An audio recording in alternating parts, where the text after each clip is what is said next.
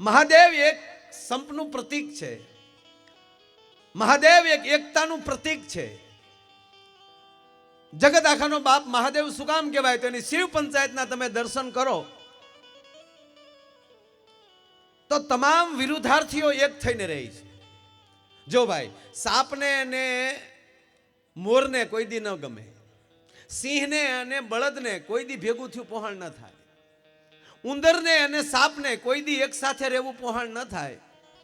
પણ જ્યારે મહાદેવના મંદિરમાં તમે દર્શન કરો તો શિવનું વાહન નંદી છે અને ભવાનીનું વાહન સિંહ છે. એક મંદિરમાં તમને બેયના દર્શન થાય. ભગવાન શિવનું ઘરેણું સર્પ છે, જ્યારે ગણેશજીનું વાહન, ગણપતિનું, એમના દીકરાનું વાહન એ ઉંદર છે. એક મંદિરમાં સાથે છે. એમના દીકરા કાર્તિકેયનું વાહન મોર છે અને મોરને સર્પને કોઈ દી એકતા ન હોય છતાં એક મંદિરમાં સાથે છે.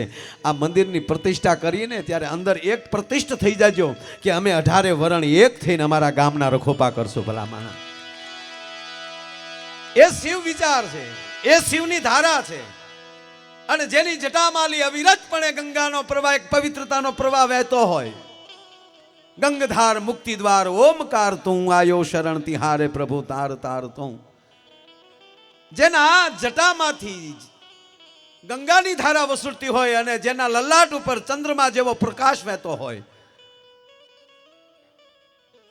જેની એક આંખ સત્યની, બીજી પ્રેમની અને ત્રીજું નેત્ર કરુણાનું વહેતું હોય, અને કરુણાની અંદર કોઈ આક્ષેપ કરવા આવે અને જ્યારે મહાદેવ ક્રોધથી ત્રીજું નેત્ર ખોલતો હોય ત્યારે સૃષ્ટિનો પ્રલય થઈ જતો હોય. ઈ મહાદેવને તમે મારા દેશના વૈદિક બ્રાહ્મણોના એમ કહેવાય મુખેથી શિવનો પાઠ થતો હોય અને એની અંદર યજ્ઞમાં બેસવું ને સાહેબ, એ હાથ હાથ પેઢીના પુણ્ય ભેગા થાય ત્યારે એ મોકો મળતો હોય છે. અને એવો જ્યારે આજને રૂડો કાર્યક્રમ, અને મહાદેવ ભોળા મહાદેવ છે ભાઈ. જો સંસ્કૃત શ્લોક આવડે એ તો મોટી વાત, પણ ન આવડે ને તોય સામે બોલી જાઓ, હે મહાદેવ ઓમ નમઃ શિવાય. હવે તમે સાંભળો મહાદેવ કેવા ભોળા છે.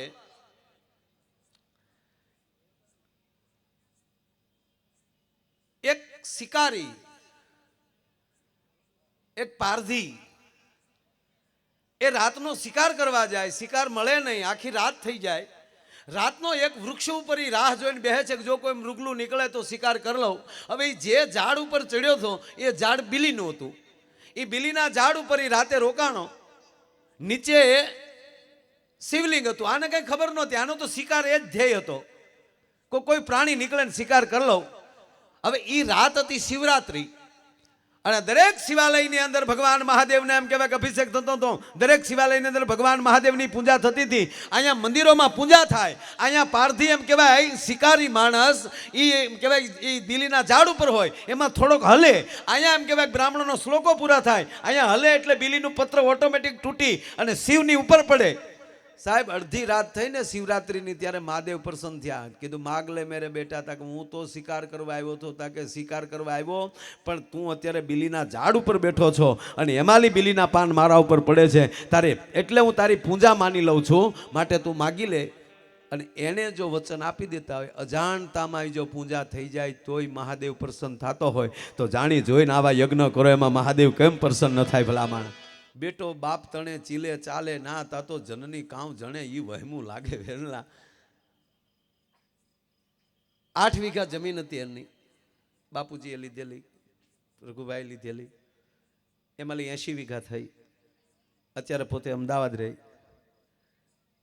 એક દી એનો દીકરો કિશન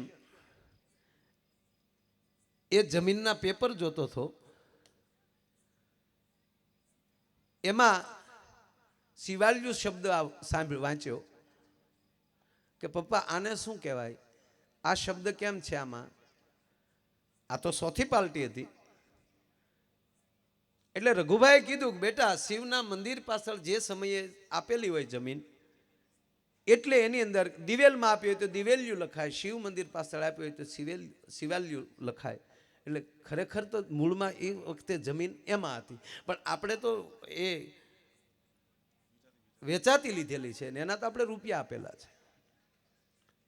પપ્પા તોય મને થોડો ખટકો રહી છે કે આજ ભગવાનની દયા છે અને આપણા હાથ બાર આઠમાં સિવેલ્યુ શું કામ લખેલું હોવું જોઈએ? આનું કાંઈ ન થાય સાહેબ? આવા વિચાર આવે ને એ તમારા પરમાત્માની પરમ કૃપા કે તમારા દીકરાઓ પણ આવા વિચારો કરે છે સાહેબ. અને રઘુભાઈએ નિર્ણય કર્યો કે મારું ગામ, મારા ગામનો પટેલ સમાજ જે જગ્યાએ કહે એ જગ્યાએ હું 8 વીઘા ગામને એ જમીન કાઢી દેવા મારી તૈયારી છે સાહેબ. ગામ જ્યાં નિર્ણય કરે ગામ એમ કે ગામની બાજુમાં આ જગ્યાએ એમને લઈ ગયો એ જમીન લેવાની રઘુભાઈ આજ જાહેરાત કરે છે ને. જોરદાર તાળવીના ગગડાટથી વધાવી લ્યો મારા બાપ. બસ આવા વિચાર આવે એ જ શિવનો વિચાર, આજ ગંગાની ધારા અને આજ એના તાળવામાં તેજ.